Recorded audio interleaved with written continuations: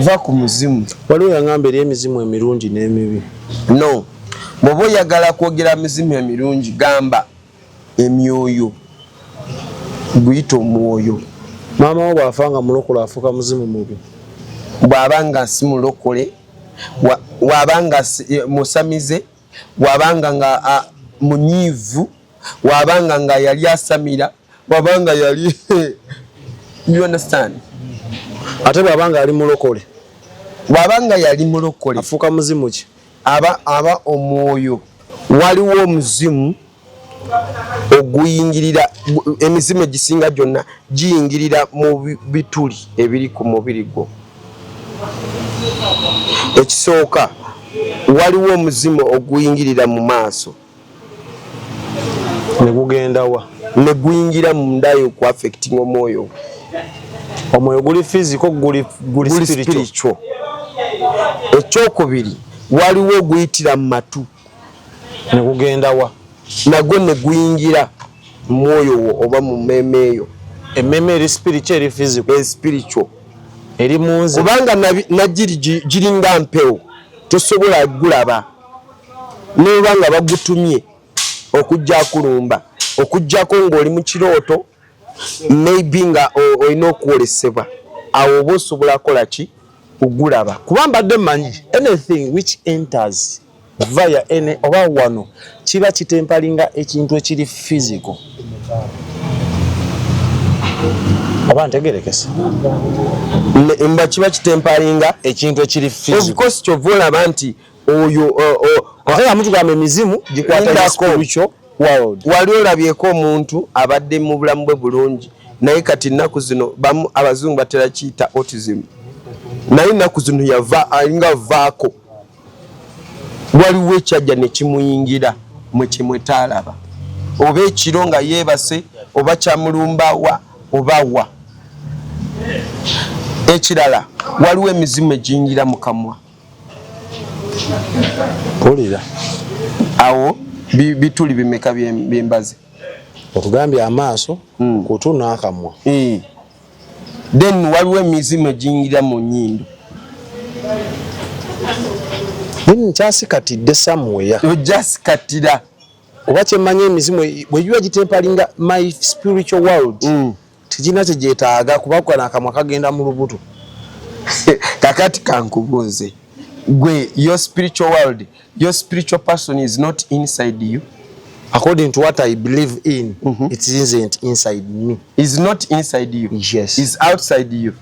Then if it's not inside you, wandibadde mufu kino kyandibadde kifu. Wandibadde toyogera. Ontegedde bulungi taata. Kati nga wenyenda okubuuliza ekibuuzo.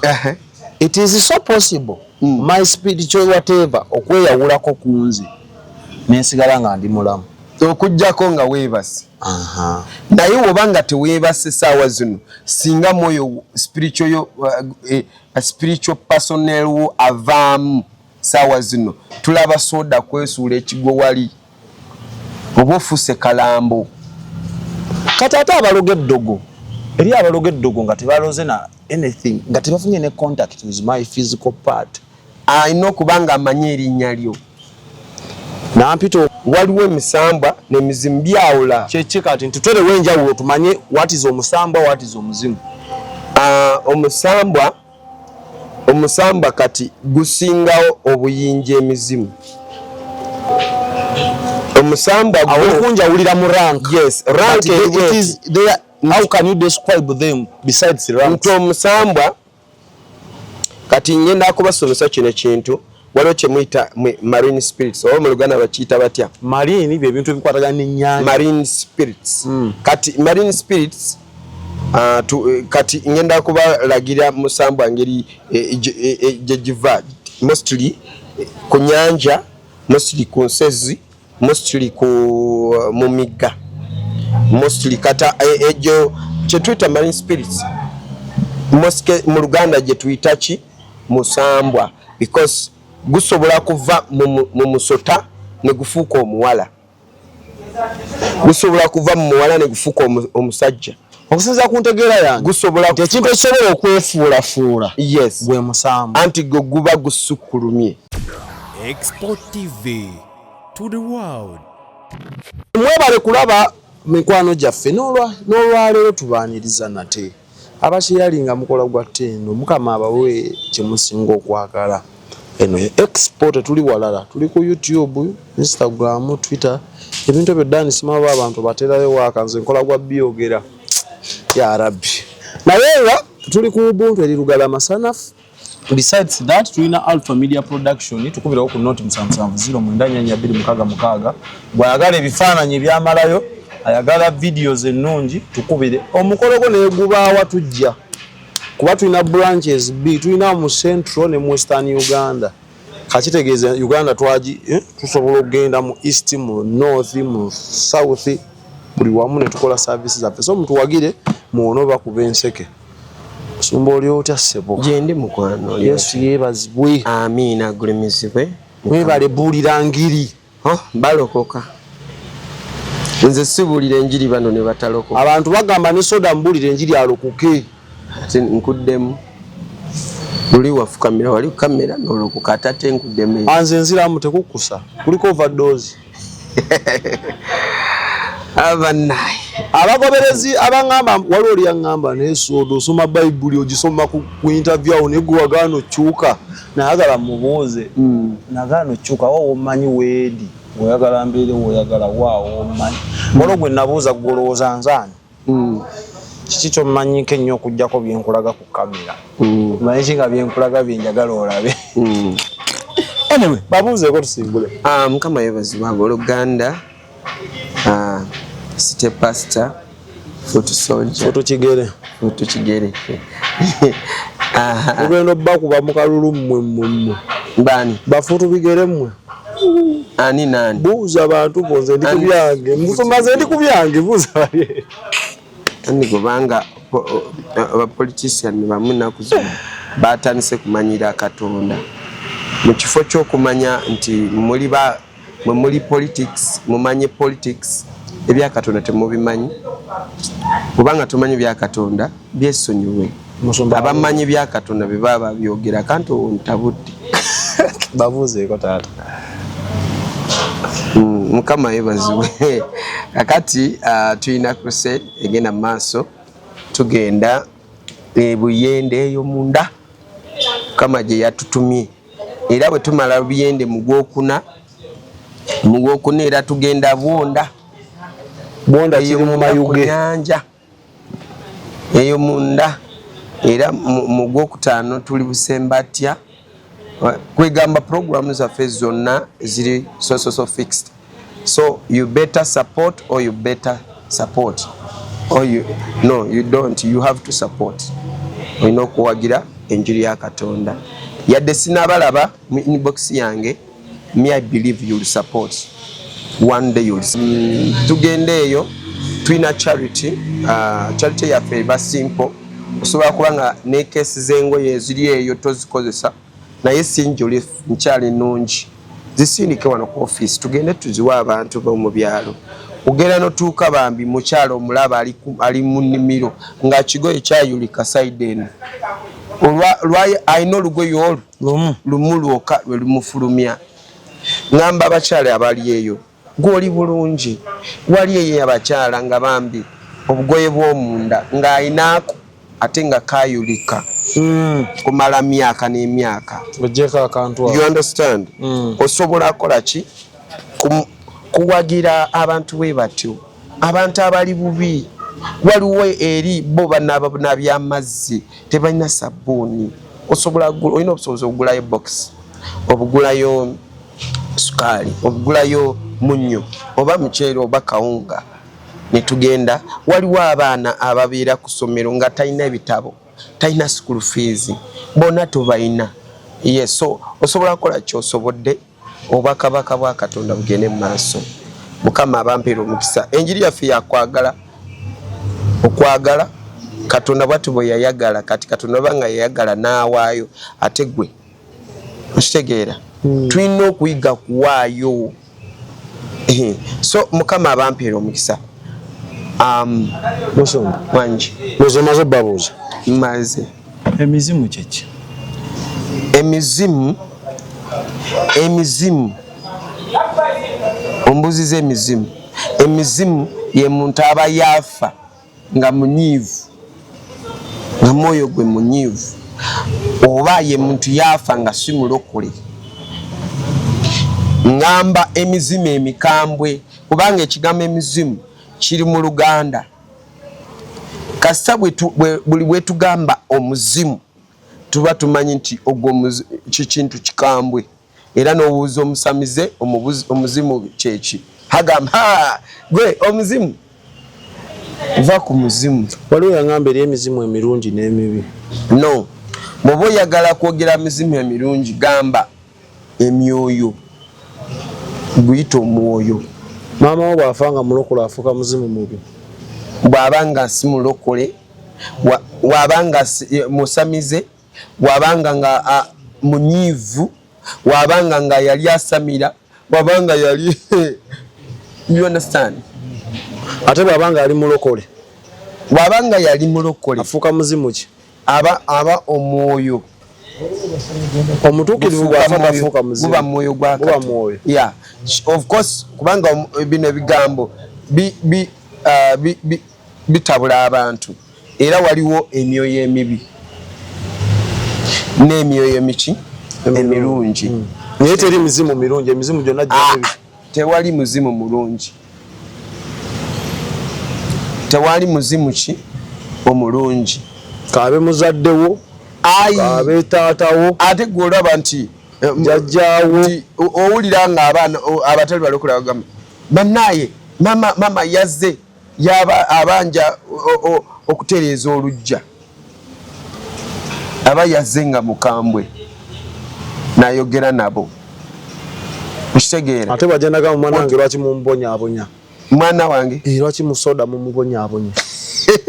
ng'agamba baani banno babulaza bo baana ababeera bambonyaabonya obudde obwo ng'abagamba lwaki mumubonyaabonya nga mwetuula wamu nga mugamba ye lwaki soda tumubonyaabonya. Aba takoze kikolwa kirungi ekyo ekiriwa ekyokubagamba lwaki mubonyaabonya akaana kange. Anti wabanga mulokole kubanga ye nga waali wabanga nga meme yasibirwa wano ku nsi ng'aze kugamba ng'ali wano ku nsi nga atambula addeeri era byebyo byalina okubaamu. Abanjagaliza bibi era asobola n'okujja n'abeerawo nga gwe tomanyi nti waali kubanga oba tosobola kumulaba oba tokyasobola mulaba.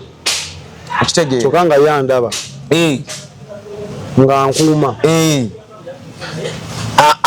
ng'akukuma wabanga muzimu tajjako kuuma, aba muzimu tajjako kuuma kubanga muzimu gwo gutambulira ku instruction, ye akuwawo instruction gana zikola kapuuti. Tuwulira ekintu kye bagamba mbu omuntu omuzimu gwamwambala, simanyi gwamwambala mugiyitawo era gikwata gitya abantu. Okay, emizimu gino gyanjawulo. Okitegeera? Mizimu gino gyaki gyanjawulo. Njagala tugende mpolampola wano, wali sensitive. Waliwo omuzimu oguyingirira, emizimu egisinga gyonna giyingirira mu bituli ebiri ku mubiri gwo. Ekisooka, waliwo omuzimu oguyingirira mu maaso ne gugenda wa? Ne guyingira munda yo ku affecting omwoyo. Omwoyo guli physical, guli spiritual. Ekyokubiri, waliwo oguyitira mu matu ne gugenda wa? Nagwo ne guyingira mu mwoyo wo oba mu mmeeme eyo. Emmeme eri spiritual eri physical? Spiritual. Eri munzi kubanga giringa mpewo tosobola gulaba n'oba nga bagutumye okujja kulumba okujjako ng'oli mu kirooto maybe nga olina okwolesebwa awo oba osobola kola ki ogulaba. kuba mbadde mmanyi anything which enters via any oba wano kiba kitempalinga ekintu ekiri physical. abantegerekese mba kiba kitempalinga ekintu ekiri of physical course kyova nti oyo ate nga mutugamba emizimu gikwata spiritual world. wali olabyeko omuntu abadde mu bulamu bwe bulungi naye kati nnaku zino bamu abazungu batera kiyita autism naye nnaku zino yava alinga vaako waliwo ekyajja ne kimuyingira mwe kimwetaalaba oba ekiro nga yeebase oba kyamulumbawa oba wa ekirala waliwo emizimu egiyingira mu kamwa mpulira awo bituli bimeka byembaze okugambya amaaso kutu n'akamwa then waliwo emizimu egiyingira mu nnyindo nkyasikatidde samweya ojja sikatira oba kyemmanyi emizimu bwe giba gitempalinga my spiritual world tegina kyegyetaaga kuba akamwa kagenda mu lubuto kakati kankubuuze gwe your spiritual world your spiritual person is not inside you according to what I believe in it isn't inside me. Is not inside you. Yes. Is outside you. Then if is not inside you wandibadde mufu kino kyandibadde kifu wandibadde toyogera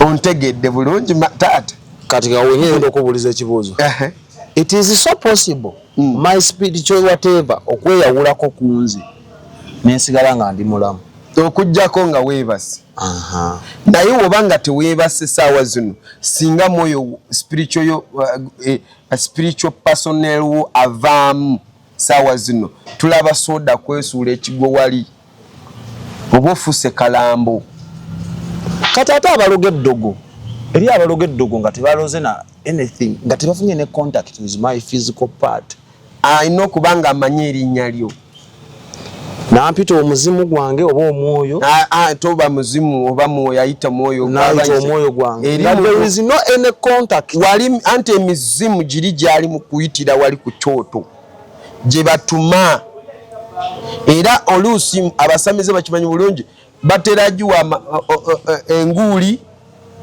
oluusi bagisadaakira sadaaka era abama abafere olira njojonzije njagala transport bagamba transport bukadde bubiri noyola noteeka mu kibbo nolowooza mbu oba nze nali neebuuza oba obwo obuzimu obwogera bwe butwala sente ezo muzumba on serious note emizimu giba ne sente gyali gikuwaddeko sente tezimpangako tunyumize nina mukwano gwange ayina emizimu yagwa eddalu yasanga sente mu mayinja mu nsozi. It's a true story. Tero kugamba ebintu byange wagenze buyiko ne bakugamba nenga tobabuziza bali sibamanyi manya mikwano gyange awadde ne musumba Edward abebuyukwe Penny eyampise nkwagala nnyo bali kulaba twakoze ekyoto mu maka malamba bannaye gwe abantu beeri ebintu wonna basizi baki si bonna kati musumba nina mukwano gwange yasanga sente mu nsozi mu mayinja nga tanaba kugwa ddalu nazironda bwe yazironda n'abako gwe yeebuuzaako nti zino sente nasanze mu nsozi ne bamugamba badde tuzironda okuva ku olwo yatandikira olulaluka nga bamugamba walonda sente z'emizimu zaali zaanise sente zaazo gwe n'ozironda sente za misambwa n'ozironda kyekiba nkugambye emizimu egyo giba nese anti kati byanjawulo waliwo emisambwa n'emizimu byawula kyeki kati nti twerewo enjawulo tumanye what is omusambwa what is omuzimu. Omusambwa kati gusingawo obuyinja emizimu. Omusambwa awokunjawulira mu rank. Yes, rank it is there. How can you describe them besides the rank? Omusambwa kati ngenda kubasomesa kino kintu waliwo kyemuyita marine spirits oba mu Luganda bakiyita batya? Marine bye bintu ebikwatagana n'ennyanja. Marine spirits. Kati marine spirits kati ngenda kubalagira musambwa ngeri gyegiva mostly ku nyanja, mostly ku nsezi, mostly mu migga, mostly kata ejo kye tuyita marine spirits mu Luganda gye tuyita ki musambwa because gusobola kuva mu musota ne gufuuka omuwala, gusobola kuva mu muwala ne gufuuka omusajja. Okusinza ku ntegeera yange gusobola ekintu ekisobola okwefuulafuula yes gwe musambwa anti gwe guba gusukkulumye. Kitegeeza eri ebitonde nakyo kyatondibwa nga gwe musamba initially. Yes. Nga so sinti kino kiruddewo ebbanga ne kikyuka nga bola anti ekiwojjolo kyali kisaanyi ne kikyuka ne kiva mu buwojjolo ne kifuuka ekisaanyi. Tuza musaya. No, nkuwadde nga kyakulabirako. Oba omuzimu guludde ebbanga ddene gufuuka omusambwa. So naturally initially omusambwa musamba gwanjawulo muzimu gwanjawulo. Kati emisambwa najjo giba ne kingdom gyajo territories we gufugira. Kati mu kufugira omwo mwosanga emizimu. So when it comes to rank, omuzimu giri wansi wa musambwa. Yeah, exactly. Kakati mpozi onzije ku nze nkyajjukirawo mbadde nkukakasa nti emizimu girina ki sente obadde otukuwa akaliri ogambidde ekyo osanga mu ssabo ne bagamba leeta obukadde bubiri. Kati gwe nga weebuuza ki ekitwala ssente ezo ne nkuwa testimony ey'omusambwa. Yes. Ezo zaali ssente za misambwa si za mizimu. N'ekirala obadde otunnyonnyola how emizimu gye gikwatamu abaki abantu giyitawa kukuyingira. Yes. So far tubadde tukyaliko physical part. Physically. Yes. N'otunnyonnyola nti physical ye connecting. Yes. Ku spiritual. Yes. Maaso. Kati wano wetuukirira this way kino kyembadde ngeza okugamba nti okuwulira muzimu giyitira mu kuwulira, okulaba muzimu giyitira mu ki mu kulaba kubanga kigazi oba nkigaziye okubreathinga era giyitira mu ki to inhale, okulya oba okwogera era giyitira buli kyo atarenga emizimu giri spiritual giri. In fact waliwo gikwetoolodde wano ku nsi waliwo phases layers z'emizimu spiritually.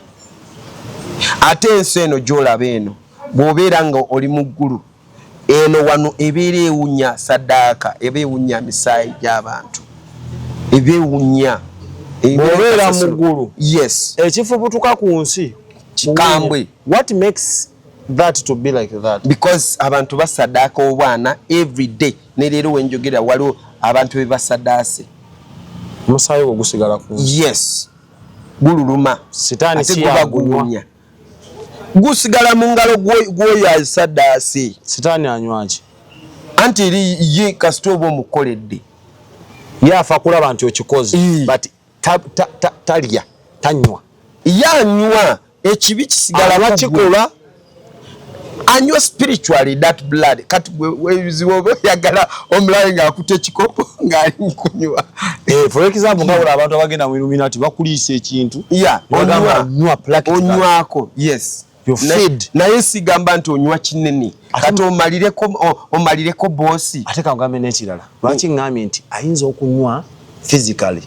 Nina story endala nali busogereyo gye mulaga. Omusajja ne batuma omusubuka amalwa. Omuzimu baguyita lubaale. N'aleeta ekidomola ky'amalwa n'akiteeka emabega w'essabo. Bwe baayingira mu ssabo omukongozi n'amugamba genda oggyewo ekidomola omukulu amaze okunywa. Yagenda otukanga ekidomola kikalu. Anywa. It was sucked physically. Anywa nnyo oyo ogwo musamba nga gunywa nnyo mutamiivu. So emisambwa gye gikosaania ekintu ekirimu contact direct. Yes. Naye emizimu tegirina busobozi obwo. Ya naye nga bano basamize bagiyita ne gyogera omusamize mutuufu. Biva kuba n'abageta n'akola akazindaalo n'ateeka ayogerera naddala aba South Africa n'abasangoma n'atega akazinda wogera kulira muzimu nga gwogera. Waliwo gwagamba omuwala era wandirese jjajja neyebakako naawe ebintu byonna bikolebwako. Eyo eddoozi ng'eyitaawo. Eddoozi ng'eyita omuwala kubanga mulungi emizimu gibanja asooka akole ki ye Jovan kati mwala yagambye tekisoboka nti guli muzimu negamba muzzukulu kisoboka gwomanyi ogenda kumabala nebizirani dozi nnungi nnyo dozi namwe musomba anaza kwetya tubadde ebituli tetunabimala bulungi ekyali ekituli ekirala sindika ebituli osekati kakati Bayibuli bwegambira mu olunyiriri lwa Ephesians 6 Abefeso 6:11 naye bwe tukkirira wansi kutanga ku 13 okwambala byokulwanyisa kati bye mulaba ebyo bye mbagamba element ezo ziba guard ezigaana nti emizimu kola ki they guard my physical body not my spiritual world spiritual and gikwata kingira spiritual era bwo yambala nyambala ebyokulwanyisa byabakatonda kati obyambalira we speak mu word mu bigambo ostegeera era nso okola ngo tuddawo nga goyambadde ate ze nayambala dda bwe bwana yambala dda genda obuze abasamize b'ebulanga ndoza bwe naddayo bona bagenda kulokoka bulokosi ey'oluwuuka nayambala dda kubanga bangezaako ne bansindikira musamize munene katonda n'amukuba oluyi nyongera ebituli kati why I brought that scripture nti wansaawo okwambala you need okwambala spiritually obeere ng'oyambadde okukkiriza olina okwambala kati bwe tutuuka wano okwesiba omusipi wano lwaki nti sitaani emizimu egiyitidde eno kubanga oba oyogera oba oba osaba nyangu gya kufubutula naye omuzimu gutandikira kuyingira wano guno kuva wano kudda wano muzibu nnyo lwaki muzibu muzibu olina okwambalira ddala onyweze wekubanga kwambala mbalizaga tugendeyo bale ngenda kulaga mu 14 lwaki muzibu nnyo oguyingira eno wansi si mangu akuwangula era buli bwe ndaba ng'omuntu awangudde obwenzi mukubira salute anti kati musumba obwenzi kinene bw'otula n'ofumiintiriza obwenzi tekikoma ku kwegatta kukka kuba batugamba mwendira ne mu ndowooza omuzimu emirala giyingirira wano ku bitundu byo bino then omulala guyingirira mu kitundu kino kya wansi ekyo kifulumya bufulumya naawe omuzimu ekyoguyitawo aba wakyafu naawe abantu bamu mutera nnyo okuloota nga babasibira mutooyi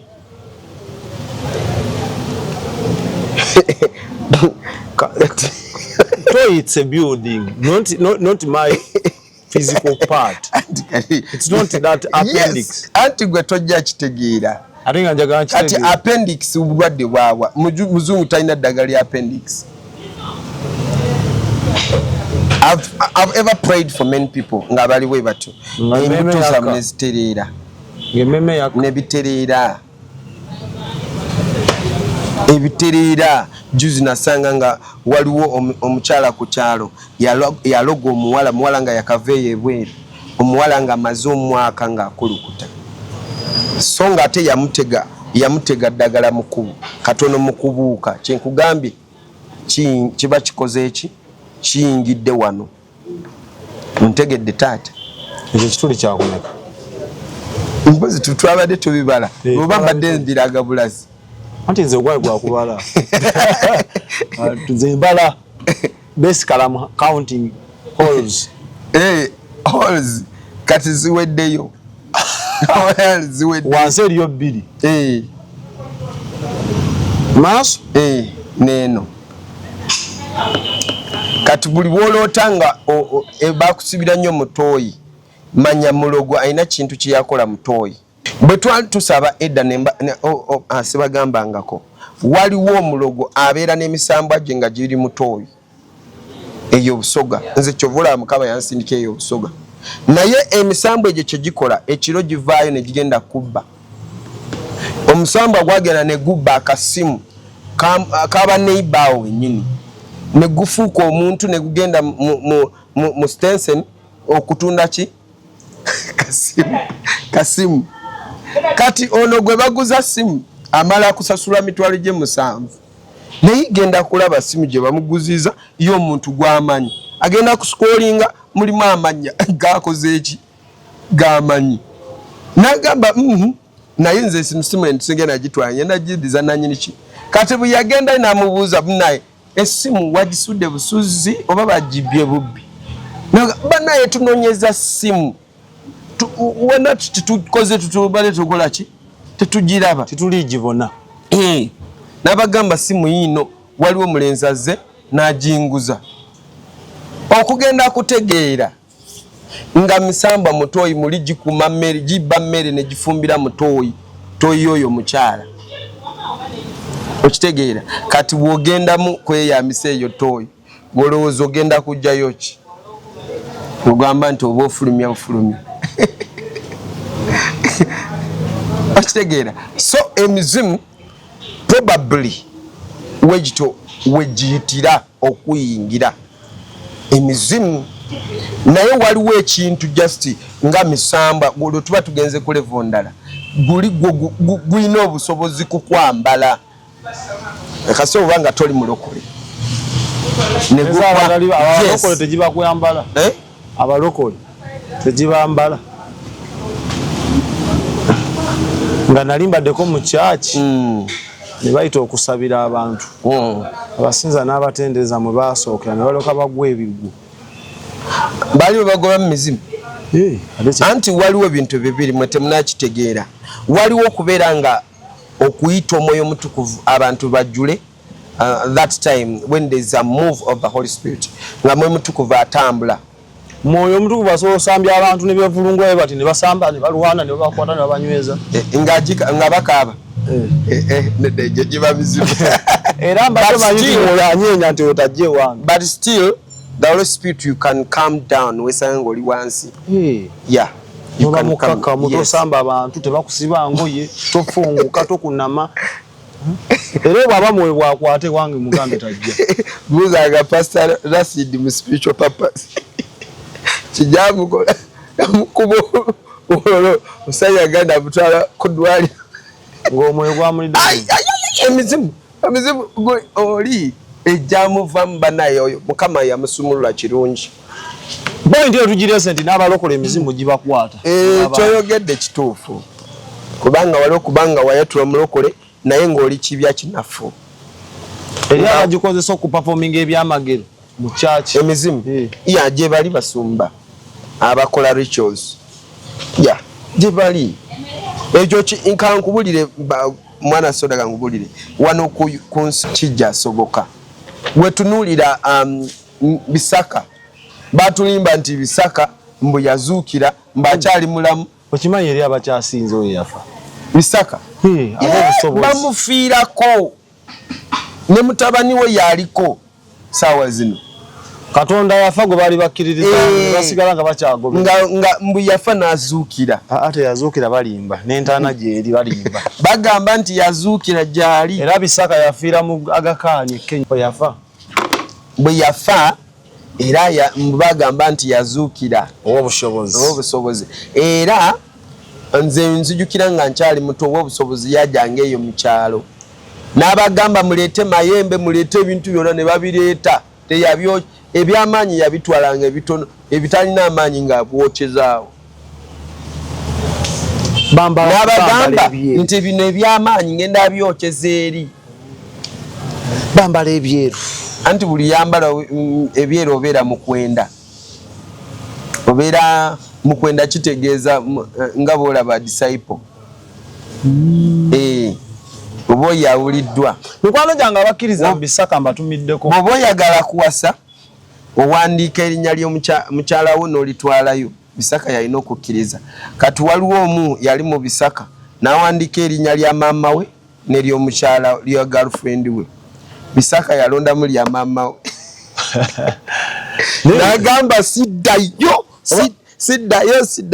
Musumba yana nkwandikira erinnya ndikuwa litwale ku lusozi. Yani. Tubadde kuwasa ate obuze. Anti nze mpa amannya go nkubulira omuntu omutuufu. Ati lwaki ku lusozi nze ngenda kwogera ne Katonda kati ate ngende mbu Katonda bamasoda ntandike Musumba n'obuntu okutaliimu. Nsabira nfune ekijujulu. No mpa amannya kati nkugambe ono ye mutuufu saawa zino.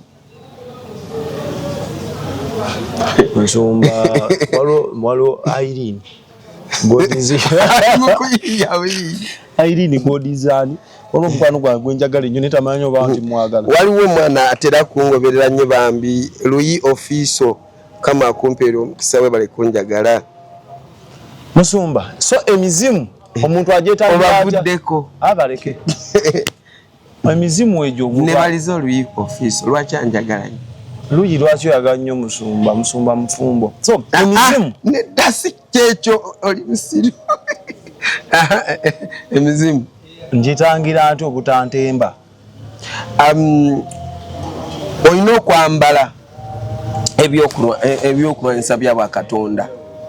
Naye by the way tusomeyoko bantu batubalage otandikira ku lunyiri lwa 13 ewa Abefeso nti waliwo ebintu ebitundu bino byagana mu bantu bangi n'abalokole kukuuma emizimu kujinga. Abefeso mmeka? 6 13 kale mutwalenga ebyokulwanyisa byonna ebya Katonda bye biriwa mulyoke muyinzenga okuguma ku lunaku olubi era bwe mulimala okukola byonna musobole okuyimirira oluddako 14 kale muyimirirenga nga mwesibye mu kiwato kyammwe amazima. Ekiwato kye kiriwa enkende amazima ky'okulwanyisa nga mwambadde ekyomukifuba obutuukirivu. Ekyomufuba kyeki obutuukirivu era nga munaanise mu bigere okweteekateeka okw'enjiri ey'emirembe. Okweteekateeka kw'enjiri yaki ekiddako era ku ebyo byonna nga mukwatiddeko engabo ey'okukkiriza. Engabo y'okukola ki? Engabo ebeggaddinga emizimu. Oneebayizisanga okuzikiza obusaale bwonna. Eneebayinzisanga okuzikiza obusaale bwonna obw'omuliro obw'omubi. Okitegeera engabo ekasembayo 17 muweebwe n'essepeewo ey'obulokovu n'ekitala eky'omwoyo. Essepeewo yenna ebika ebituli byawa eby'efoloma kyekigambo kyani kya Jjajja God kya Katonda kyekikukuuma nga mizimu tegikusobola. olina obika sekalootera yonna. Yes n'ekigambo kyani kya Katonda n'obikka essala. Naye eno bagambye weesibe ki? Weesibe musipi gwaki? Amazima abantu g'abalema naddala amazima ga wano okitegeera. Ono musajja amazima gamulema n'oli mukyala amazima gakola ki? Balina okuwola obuweereza bwabwe bwabaweebwa. Anti kati kyetugamba nti kati sitaani bw'asanga nga kiri luuzi naye awo wayagala. Balina okusumba endiga. Kati kyova olaba musajja mulenzi wo yagenda n'agenda n'asanga muwala mu ndongo kumba ali ku musambwa. Musambwa ne gumugamba Lero ewange lwaki tupangisa lodge tugende ewange ne gumutwala ewuwe ogwamutwala ewuwe bagenda ne balaba kibuga kyaka buli kimu kyonna weekiri. Namugamba parking awo piki n'aparkinga ne bayingira ennyumba. Okugenda kukya ku makya omulenzi yeesanga ng'ali ku muti wansi waliwo entaana malaalo. Kakati kyova nkugamba amala bw'olibeera n'amazima omusipi gw'amazima n'eggulu liba likuricognizinga ne sitaani aba akutya. Mweraba Mukama banjagalire mwebale nnyo okuwuliriza. Tulina crusade egenda mu maaso bannayimirira tusemberedde okugenda crusade. Wagira program za spiritual purpose tugula ebyuma osobola kuwayo mpola byuma tusasula ku dduuka ne stage. Osobola akola osobola kukola charity, tuli mukuwaayo charity. Tugambye charity leeta kyolina wano ku office oba kuba ku simu eyo tusobole kubeera nga tugenda kuweereza Mukama. Eno namba y'okusabira nagiwadde, namba y'okusabirako naye n'ebyo byonna bye twogedde Mukama bakutteko esobola yitawaawo. Namba y'okusaba eri 0746 18 22 41. Eyo ye namba yennyini ekola buli kimu kyonna. Sebo tumirako abantu abetwabaddeko eri ewammwe. Bana mbagala nnyo n'ekitiibwa saamu ekitiibwa mwe bale kulaba expo abantu ab'ekasuubi kale we nawe nango ogubera expo ng'ova mu Buyukwe ng'ova mu Kyaggwe ova mu Masekati ova mu Uganda ova mu East Africa n'ensi yonna naye ab'ewaffe eyo abo ye mukyalani Penny mukyala Penny big up alina omwami mufumbo lwaki omwesiba kwagala bakwagala abantu bali mbayagala era bagamba bakulinze kwesimba bajja kwakaluma. Mubere bulungi. For now we are signing out. Let's meet mu store eddako scrolling zitova ku expo kuba store gye ziri nyiki nyingi. Export TV to the world.